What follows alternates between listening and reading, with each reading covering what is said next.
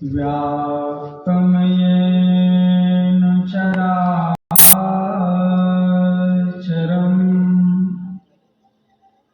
तत्पदं दर्शितं येन तस्मै श्री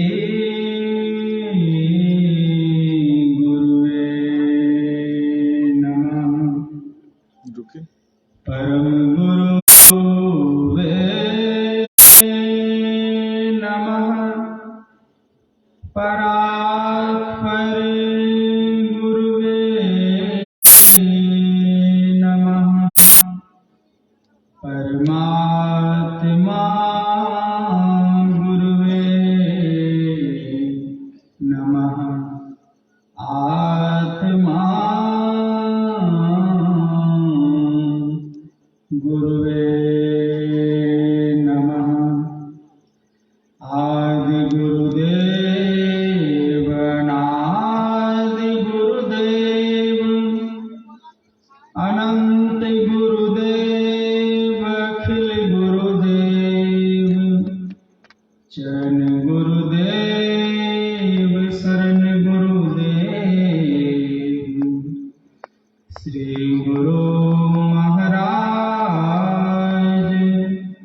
चरणारविंद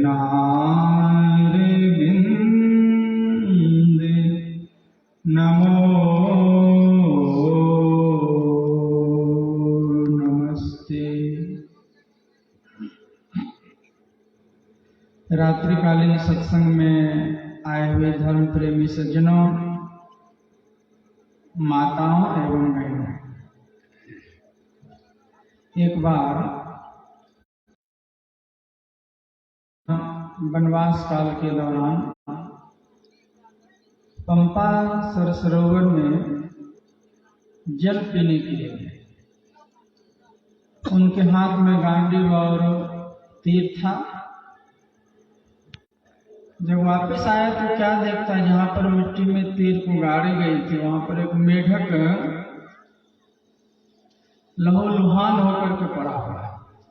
तीर को जब निकाला तो कहा, भाई मेढक भाई, तू जब यहाँ था पहले से और तो तुमको कुछ बोलना चाहिए अपनी भाषा में, टरटूर कुछ, ताकि हम समझ जाते कि यहाँ पर कोई जीव है।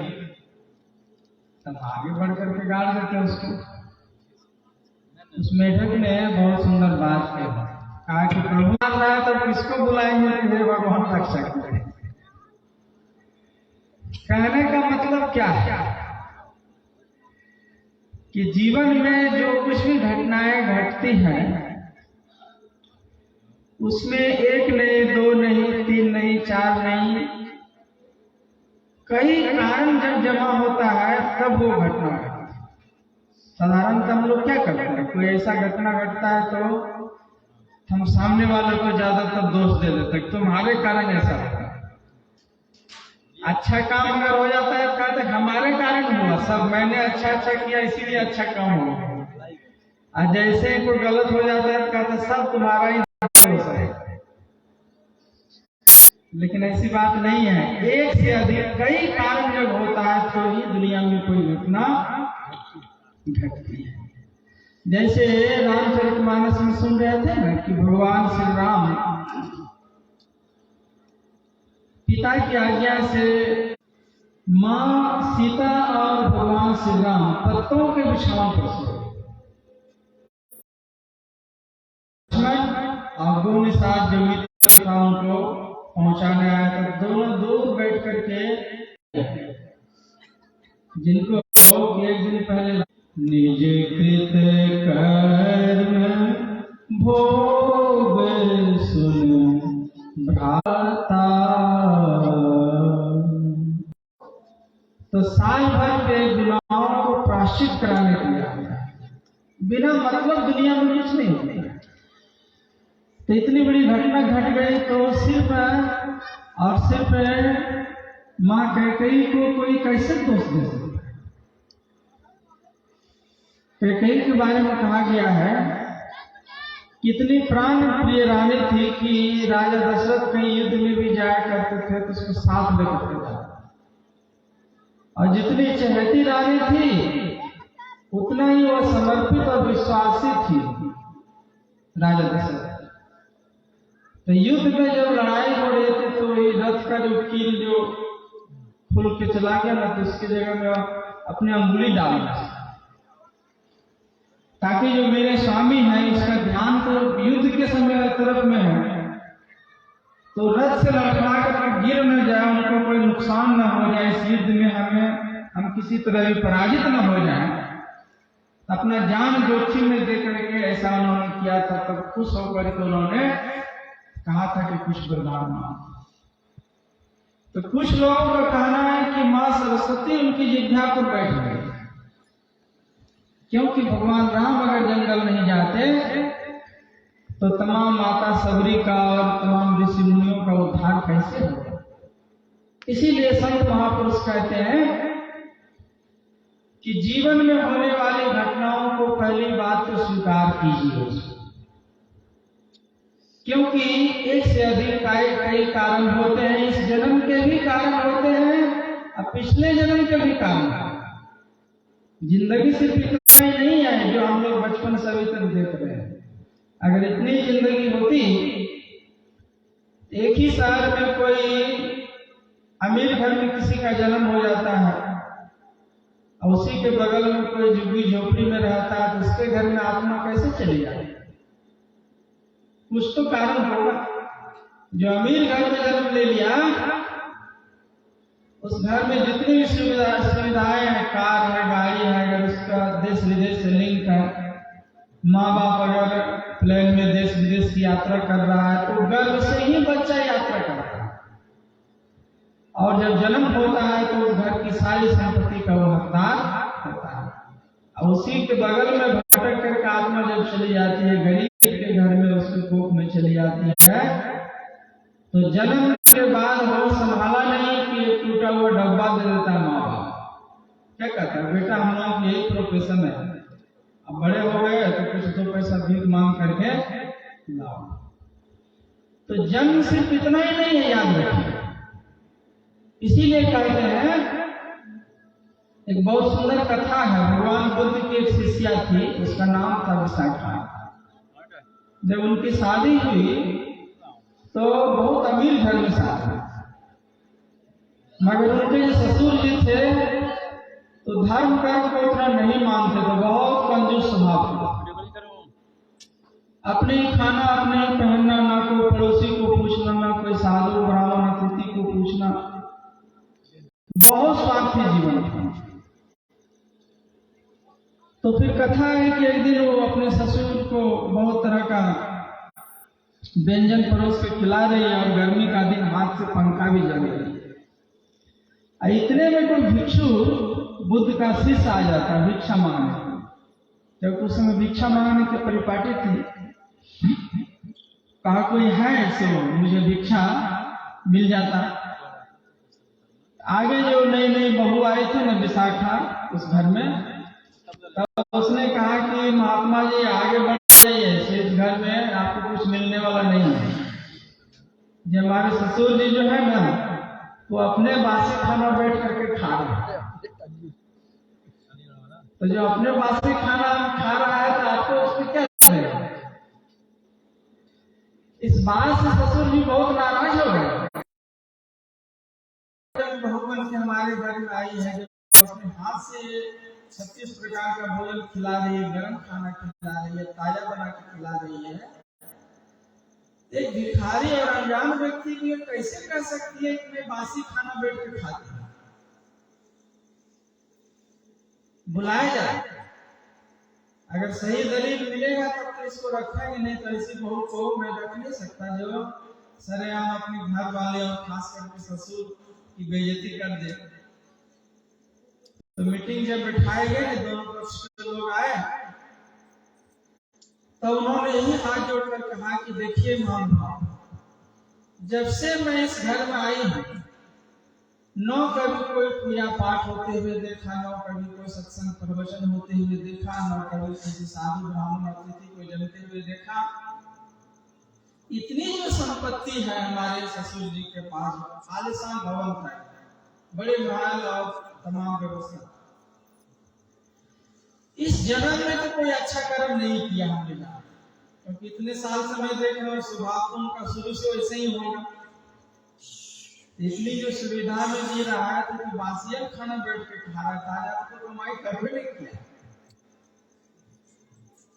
कोई ताजा अच्छा कर्म नहीं किया है। हाँ, पिछला जन्म का जरूर अच्छा था, इस घर में बाप दादे की जागीर है, बैठे बैठे खा, ये बात है। इसीलिए मैंने कहा कि बासी खाना सिर्फ 2 रोटी से नहीं मतलब है, सारी जो जीवन में व्यवस्था है तो कुछ पिछले जन्मों का होता है, कुछ इस जन्म के पुरुषार्थ से, दोनों मिलकर के हम जीवन में।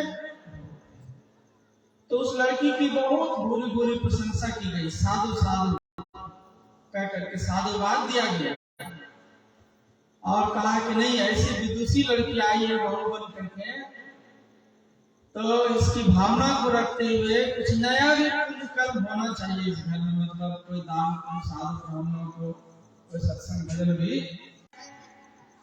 और यह मुसाफिर खाना है, यहाँ सब दिन के लिए कोई रहने के लिए नहीं आया, याद रखिए। यहाँ जो अच्छे से अच्छा कर्म करते हुए जी करके चला जाता है, उसी का दुनिया में नाम होता है और उसकी आत्मा को सदगति मिलती है। दुनिया वाले नाम ले नहीं, दुनिया तो अपने स्वार्थ के कारण नाम ले, लेकिन इंसान ने अगर अच्छा कर्म किया है, कोई तारीफ करे नहीं करे, आपको ऐसा सुकून मिलना चाहिए कि मैं दुनिया में आया तो मैं अच्छा कर्म करके जा रहा हूं, तो आपकी आत्मा सदगति को प्राप्त। इसीलिए संत महापुरुष कहते हैं इस बात को पहले समझ लीजिए ठीक से कि दुनिया जो है मुसाफिर खाना। कैसे मुसाफिर खाना, एक सुंदर है प्रसंग आप लोगों को सुनाता। वैसे खींचिए, एक बादशाह, लड़ाइयाँ करो ना, कौन गलत बुखारे का बादशाह,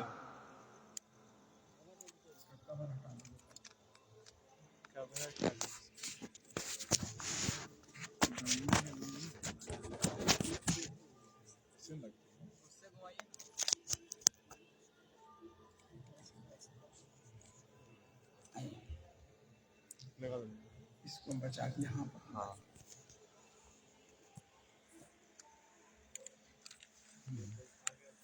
एक बहुत बड़ा राजा गलत बुखारे का बादशाह था।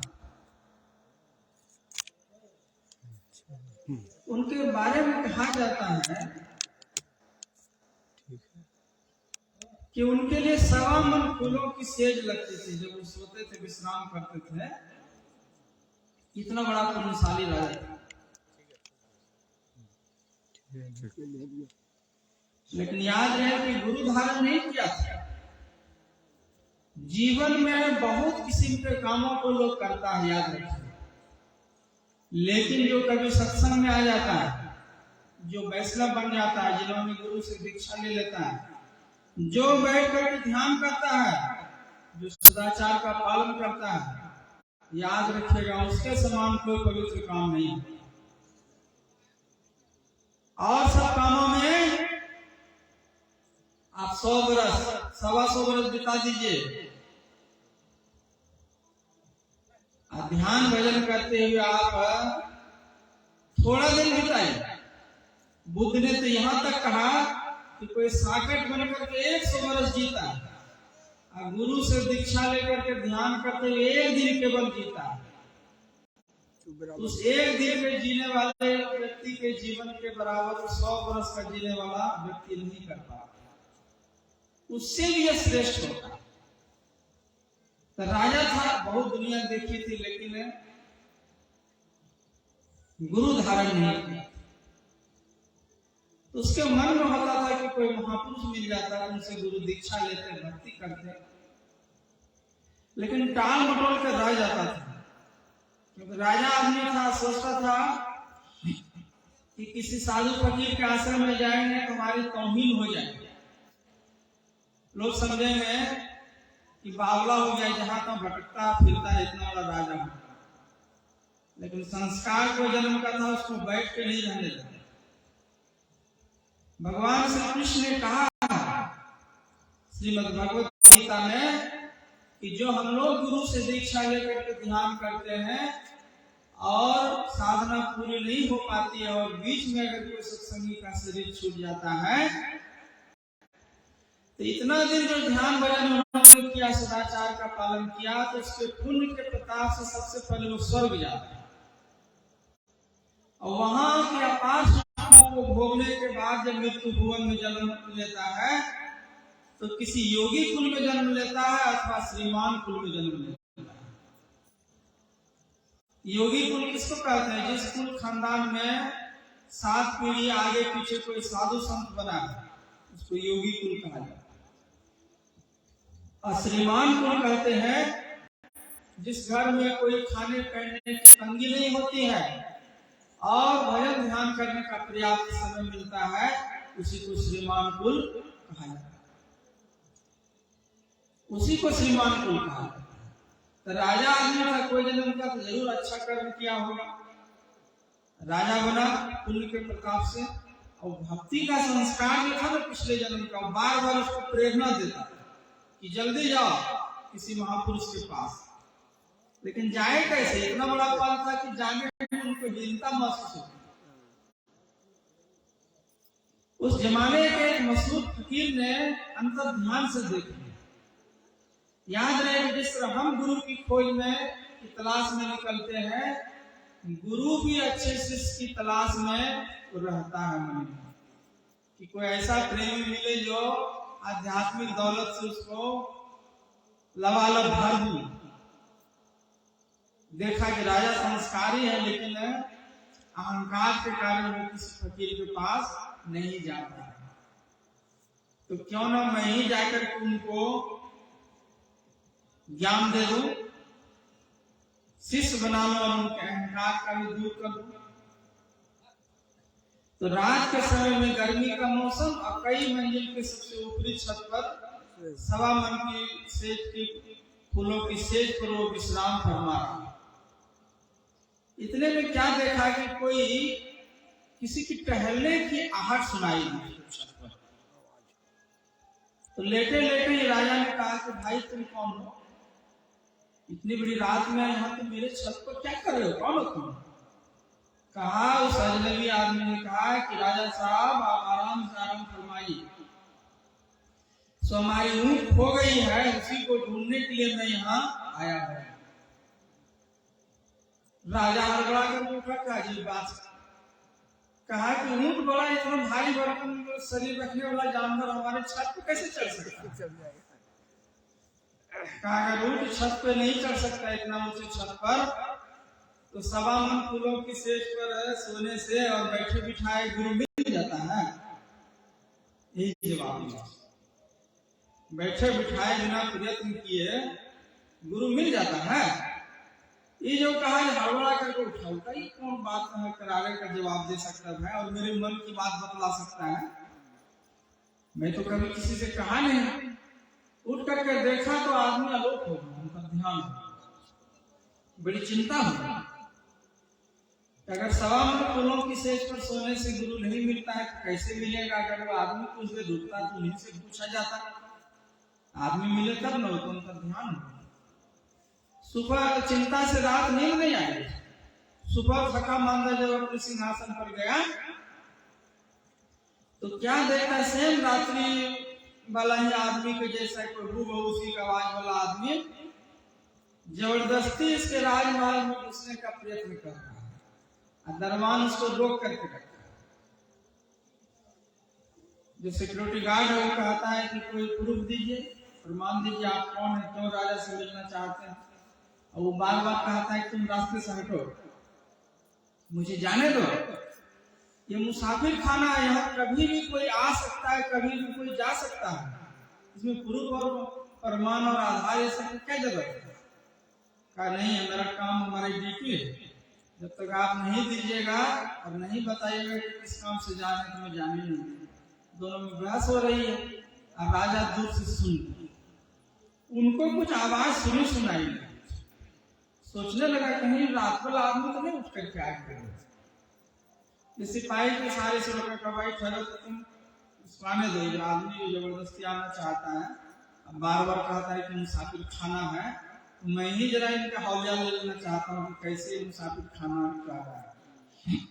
देखा भूत एकदम महात्मा हाथ जोड़ के कहा कि महाराज ये कर्मचारी जो मैंने रखा है इसकी बात तो समझ में आ रही है कि बिना परिचय का किसी को घुसने नहीं देता है, लेकिन आप जो बार बार दलील दे रहे थे कि मुसाफिर खाना है, यहाँ कभी भी कोई आ सकता है, कभी भी कोई जा सकता है, तो आप हमारे राजमहल को मुसाफिर खाना कैसे कर सकते हैं?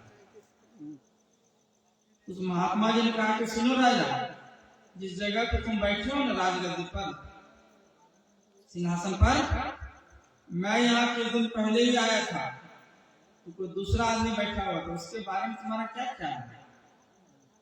ख्याल महात्मा जी बढ़िया है, वो हमारे पिताजी थे, जब वो काल कलुषित हो गए मैं उनकी जगह में राजपाट चलाता हूँ।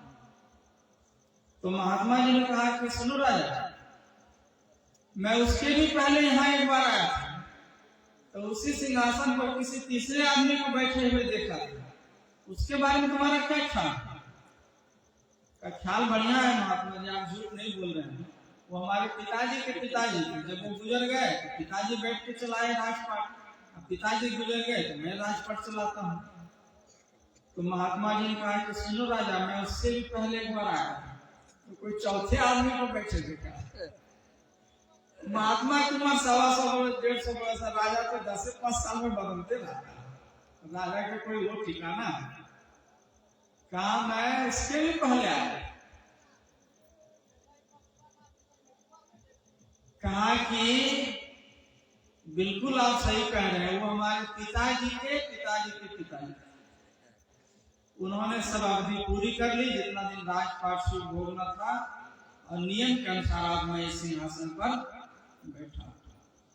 तो महात्मा जी का एक बात बतलाओ, अगले दफे में आऊंगा तो क्या पक्का पता है कि तुम भी बैठा रहेगा इस जगह की, कोई पांचवा आदमी बैठा रहेगा?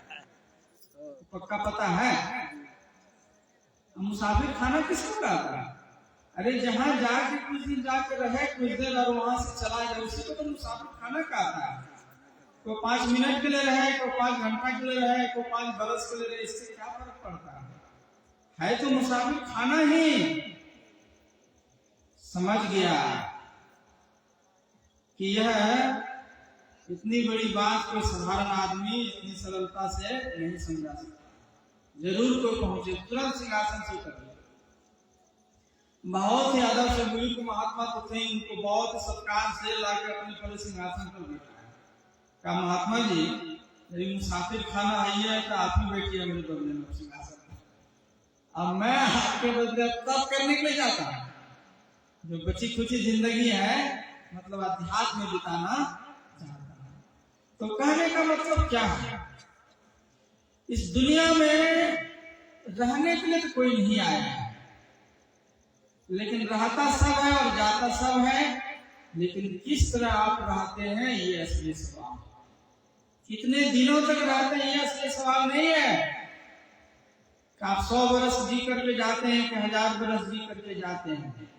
आपका जीना, थोड़ा भी जीना सार्थक हो सकता है अगर आपने भजन ध्यान करते हुए अपने जीवन को जिया। जैसे तैसे कर्म कीजिएगा, तो कबीर साहब के वचन में आया है, कबीरा तेरे कर्म का पुण्य का जब तक है भंडार, तब तक तुमको माफ है, कर लो पाप है।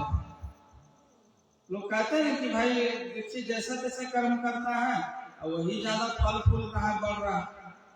हम लोग अच्छा कर्म करते हैं तो उतनी उन्नति नहीं होती है, तो जमा हो रहा है, लेकिन पुण्य के प्रताप से वो गलत करके भी आदमी बच जाता है।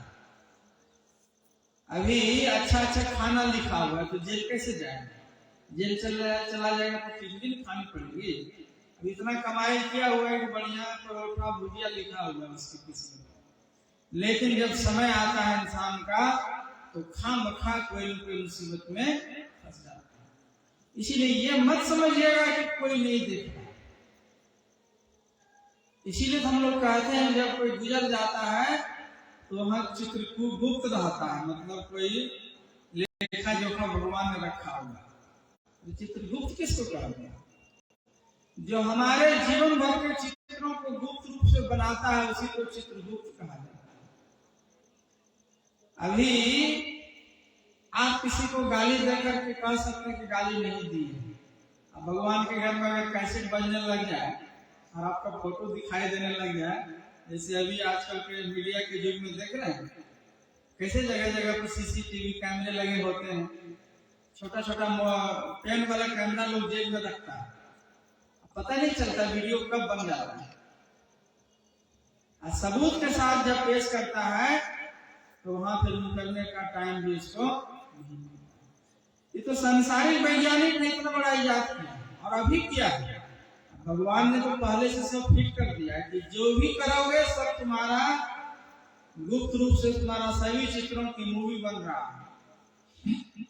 यहाँ कोई गुनाह करके मुकर सकता है, जब तुम्हारी आवाज में वहां फोटो दिखाई देगा और आवाज सुनाई पड़ेगी तो मुकर सकोगे? तो भगवान बुद्ध ने कहा है कि जिस कर्म को करने के समय में दुख, उनको याद करके दुख और उसके फल को दुख पूर्वक भोगा जाए, ऐसे कर्मों को कभी नहीं करना चाहिए। कोई किसी को गाली देता है, किसी से झगड़ा करता है, उस समय वो दुखी रहता है, क्रोध में रहता है, तब न दूसरे को तकलीफ देता है। याद रहे दुखी आदमी दूसरे को दुख पहुंचाएगा, जिसके पास जो रहेगा वही नहीं देगा। सुखी आदमी दूसरे को सुख पहुंचाएगा। जब आप कोई तरह से ईर्ष्या से, नफरत से, क्रोध से भर जाते हैं, सामने वाले को बरस उठते हैं, उस समय भी आप दुखी थे, ज्यादा दुर्घटना घट गई, मारपीट कर दिए, कान का पार फाड़ दिए, जेल चले गए, हवालात में बैठे हैं, अब वहां पछता रहे हैं। तो जिस समय कर्म करने के समय में दुख, अब उसको याद करके दुखी हो रहे हैं। और फिर उसका केस जब होगा, सजा मिलेगी, तो फिर उसको उस समय में दुख।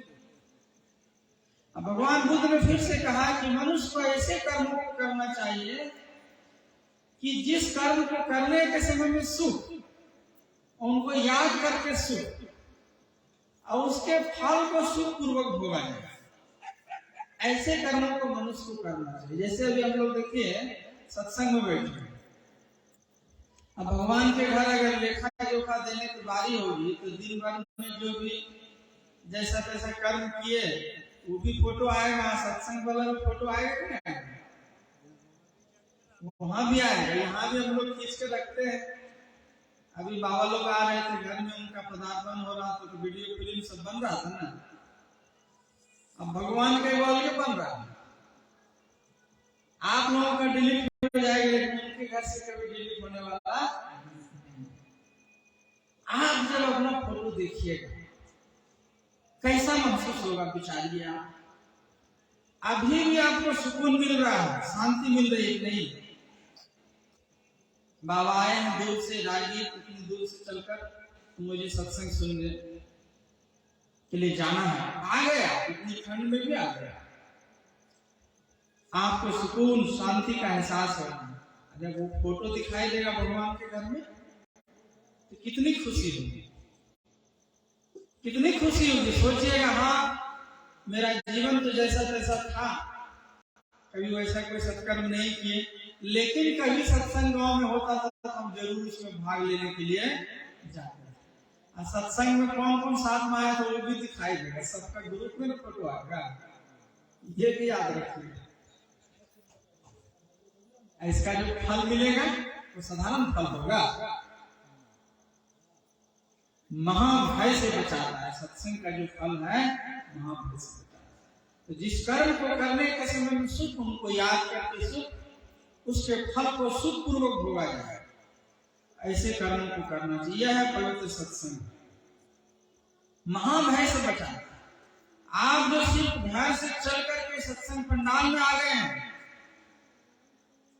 इस गांव में, इस इलाके में बहुत लोग हैं, लेकिन सब आदमी सब जगह में नहीं जा पाता है। जिसके अंदर में कोई जन्म का भक्ति का संस्कार होता है, वही इस पुण्यशाली जगह पर आ सकता है।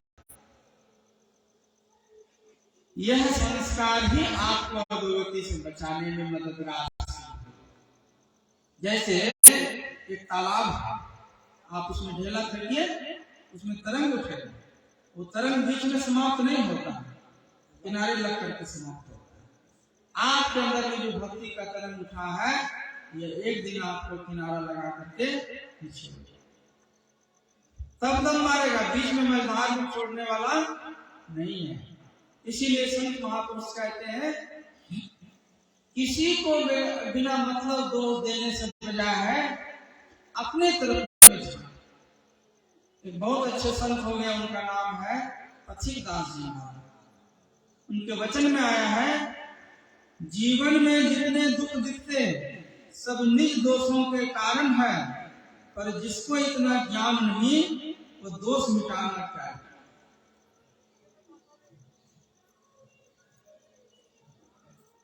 अपने तरफ में झांकिएगा तो आपका उद्धार होगा, आपका सुधार होगा। और भगवान पर हमेशा विश्वास रखिए। एक गुरु से दीक्षा लीजिए और बाल बच्चों समेत परिवार समेत मिलकर के सत्संग से जुड़िए। स्वयं जुड़िए, समाज को जोड़िए, अपने पहले परिवार को जोड़िए, और अपने जुड़िए तो मन प्राण से जुड़िए, बेमन से कभी मत जुड़िए। दीक्षा लीजिए, रहत मर्यादा के साथ रहिए, सदाचार का पालन कीजिए। जैसे नहीं खाने का है उसको पहले ही त्याग दीजिए। उसमें क्या बुराई है क्या नहीं है, उससे बात दूर की बात है। गुरु ने कहा तो उसको त्याग देना। गुरु ने कहा तो कुछ सोच के नहीं कहा होगा।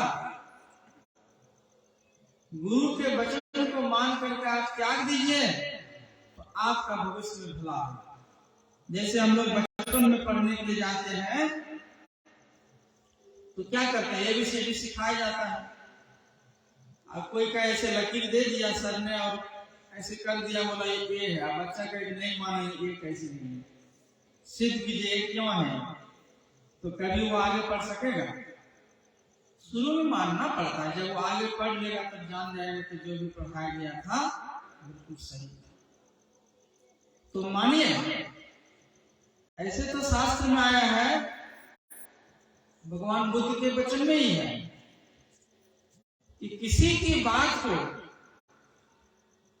इसलिए मत मानिए कि वो बहुत ऊंचे दर्जे का वक्ता है, या किसी की बात को इसलिए मत मानिए कि बहुत बड़ा विद्वान है, किसी की बात को इसलिए भी मत मानिए कि उनकी बात को सब कोई मान रहा है, बल्कि किसी की बात को इसलिए मानिए कि आपके हृदय में ठीक जचता है। लेकिन याद रखिएगा, जो बड़े बुजुर्ग और साधु संत और ज्ञानी जन बतलाते हैं वो जरूर हमारी भलाई की बातों को बतलाते हैं, इसीलिए कि उसने खास उम्र में उनको दुनिया का सब तरह का ज्ञान है, सब तरह का ज्ञान होता है। इसीलिए बुजुर्गों की सलाह को हमेशा तवज्जो देना चाहिए, ज्ञानियों की सलाह को हमेशा महत्व देना चाहिए। नहीं जैसे तैसे जिएगा तो शरीर क्या है जानते हैं? शंकराचार्य जी महाराज ने लिखा है, पद्म पत्र पर पड़े हुए अति चंचल नीर समान, अतिशय चपल और क्षणभंगुर इस जीवन की दुनिया। जैसे कमल के पत्ते पर पानी डालते हैं कैसे ढलक जाता है, ऐसे अच्छी खासी चलती फिरती जिंदगी कब काल के मुख में समा जाता है किसी को भी पता नहीं लगता, देखते देखते समा जाता। पीड़ा 10 दरवाजे का, इस शरीर को पीड़ा कहा, इसमें 10 गो दरवाजा है, दुआर, दो कान, दो नाक, जिह्वा, मुंह है ना, 10 जो इंद्रियां हैं, 10 गो दरवाजा। पीड़ा 10 दरवाजे का, जामे पंछी पवन। आत्मा जो है वो हवा के समान सूक्ष्म है, पवन के समान आत्मा इसमें रहवे को आश्चर्य है जात अचंभा। कोई पिंजरा है उसमें 10 को दरवाजा खुला हो और उसमें तोता रह रहा है, कैसे? यही आश्चर्य। उड़ गया तो कोई आश्चर्य है? इसमें 10 गो पिंजरा खुला हो, एक गो पिंजरा कहीं खुला रह जाता है सेफ्टी के लिए, उसको कहीं धोखे से खुला रह जाता है तो तोता निकल के भाग जाता। जिस पिंजरे में 10-10 को दरवाजा हो, सब खुला हुआ दरवाजा है, और उसमें कैसे रह रही है आत्मा, यही आश्चर्य है। अगर कोई निकल गया तो इसमें कोई आश्चर्य नहीं है। तो समझिए, आप सिर्फ शरीर नहीं है, शरीर में रहने वाली आप आत्मा है। स्वभावतः हम लोगों को कोई गाली देता है या कोई प्रशंसा करता है तो हम लोग क्या करते हैं? गाली दिया तो नाराज हो गए, प्रशंसा किया तो बड़ी खुशी हो जाती है। लेकिन शरीर, जो चीज आपके माँ बाप ने आपको नाम रख दिया शरीर, अब आप मान लिए कि आप रामू हैं तो रामू हैं आप। अब रामू के नाम से कोई गाली देता है तो रामू गुस्सा हो जाता है, रामू को यदि तारीफ कर देता है तो फूल के कुप्पा हो जाता है। रामू वो नहीं है, रामू उनके शरीर का नाम है। जैसे कोई करे कि कपड़े का तारीफ करे और आदमी समझ ले कि हमने तारीफ हो रहा है। कपड़ा अलग है, आदमी अलग है। तो आत्मा ने शरीर रूपी वस्त्र को धारण किया। बहुत से लोग कहता है कि बाबा मरेंगे तो दोबारा मनुष्य शरीर मिलेगा कि नहीं? कुछ आइडिया कुछ बतला सकते हैं बाबा?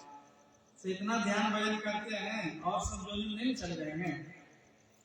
तो पहली बात, अभी जो मिला हुआ है मनुष्य शरीर, पहले तो उसको सार्थक नहीं करने का, उसको आगे का चिंता रखना है। अभी भले जैसा तैसा समय बीत गया, आगे मिलेगा कि नहीं, ये तो गलत बात न हो गई।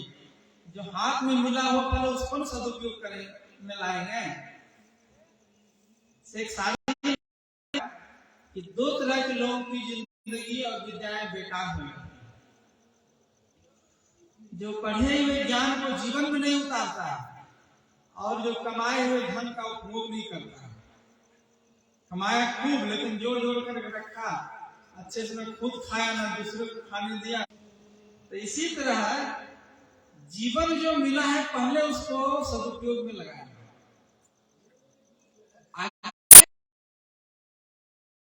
अभी का मिला हुआ जीवन आप सत्संग, ध्यान, गुरु की सेवा में लगाते हैं, यह निश्चित है कि पुण्य से पहले तो आपको मनुष्य का शरीर ही मिले, और ये कन्फर्म होगा कि आगे भी आप इसको अच्छे से जीवन व्यतीत कर सकेंगे।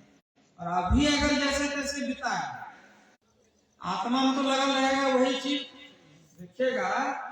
कितना आदमी कहता है मरने घड़ी में रामायण सुना दो, पढ़ेंगे। कितना आदमी कहता है कि मछली ला करके खिला दो, मछली खाने का मन उसको इच्छा के हो रही है। भगवान जब उसको मछली खाने की इच्छा है तो आदमी शरीर दिए तो अच्छा कर्म तो किया नहीं। तो ऐसा चीज जीव जंतु बना देते हैं, तो घड़ियाल बोचा बना देते हैं, पानी में रहेगा तो मछली करके रहेगा। जैसा संस्कार रहेगा उसी हिसाब से भगवान भेज देगा। अच्छा चीज खाइएगा, अच्छा संस्कार रहेगा।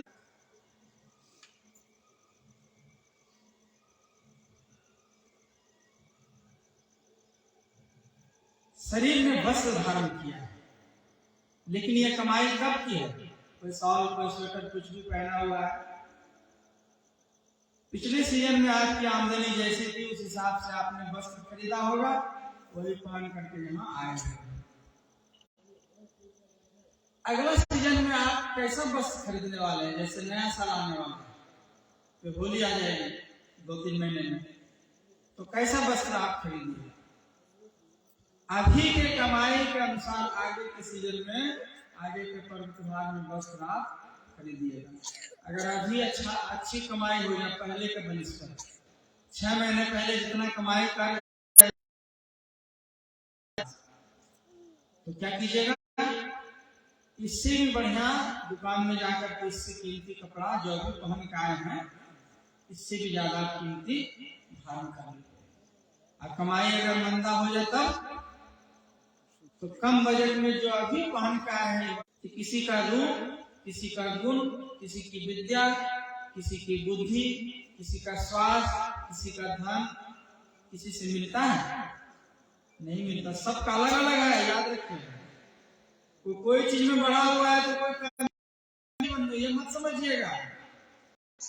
धन में बढ़ा है, हो सकता है उसका स्वास्थ्य अच्छा नहीं हो, स्वास्थ्य अच्छा है तो हो सकता है उसको और कोई प्रॉब्लम हो, लेकिन जो भी चीज आपके जीवन में अच्छाई है तो किसी ने दे दिया है? जरूर अच्छा कोई कर्म किया है आपने किसी भी मामले में। गुरु से दीक्षा लेकर के हर परिवार बाल बच्चों के बीच रहिए और रोज जीवन में क्या परिस्थिति है उधर मत देखिए। किसके जीवन में दुख नहीं है, किसके जीवन में समस्या नहीं है। समस्याओं का सिर्फ रूप बदल जाता है, समस्याएं नहीं बदलती है। बच्चा है उसका अलग समस्या है, बड़ा आदमी रहने के बावजूद मेरा नाम लिया कि नहीं लिया ये पूछे। एक बहुत अच्छे दार्शनिक हो गए, उनका नाम था सुकरात। जब भी सुबह उठता था सबसे पहले आईने में अपना चेहरा देखता। एक दिन शिष्यों ने देख लिया कि गुरुजी जब उठते हैं तो लोग ब्रश करता है, सबसे उठ के पहले पहले चेहरे देखते हैं। गुरुदेव समझ में नहीं आता कितना विद्वान आदमी होकर के आप पहले सुबह उठ करके लोग भगवान का चेहरा देखता अपना देखते हैं। कहाँ, इसीलिए देखता हूँ तुम सबको देखना चाहिए। तो कहते थे देखो मैं भगवान से बार बार यही कहता हूँ, हे प्रभु कुरूप तो तूने बना दिया, लेकिन हमारे हाथ से कोई कुरूपता वाला काम नहीं करवाना, काम सदैव अच्छा ही करवाना। शरीर से कोई फर्क नहीं पड़ता, आदमी बाद में अच्छे कर्मों की ही पूजा होती है। शरीर तो ढलती उम्र के साथ हर आदमी का बदल जाता है।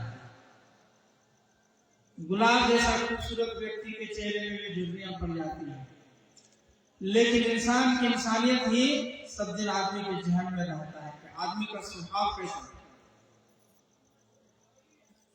और सुंदर से सुंदर व्यक्ति को भी आईने में अपने चेहरे को देखना चाहिए।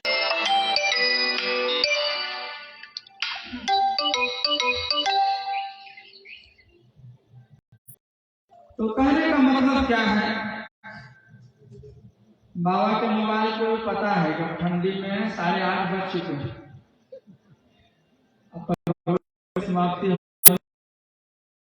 अंतिम वचन चंद शब्दों में यही कहना चाहूंगा। शांति के लिए ज्ञान यज्ञ का वहां पर कार्यक्रम किया गया है। याद रहे कि यज्ञ बहुत तरह का होता है। भगवान श्री कृष्ण ने कहा है कि द्रव्यमय यज्ञ से ज्ञानमय यज्ञ हमेशा श्रेष्ठ होता है। और सब बाहरी चीज में, पूजा पाठ में, यज्ञ में, हवन में लाख में करोड़ खर्च करने हैं। बाहरी जो पर्यावरण है उसी की शुद्धि होगी। घी और तेल जलाइएगा तो ज्यादा से ज्यादा बाहरी पर्यावरण शुद्ध होगा, लेकिन अंतरात्मा की शुद्धि कैसे होगी? वो सिर्फ और सिर्फ ज्ञान यज्ञ और ये सत्संग से ही संभव है। इसीलिए यहाँ पर ज्ञान को बांटा जाता है और सत्संगियों को चाहिए कि ज्यादा से ज्यादा ज्ञान को हम लोग बटोर लें। इस ज्ञान यज्ञ के आयोजन को करवाने वाले जो आयोजक होते हैं वो बहुत खुशकिस्मत होते हैं। और ये ज्ञान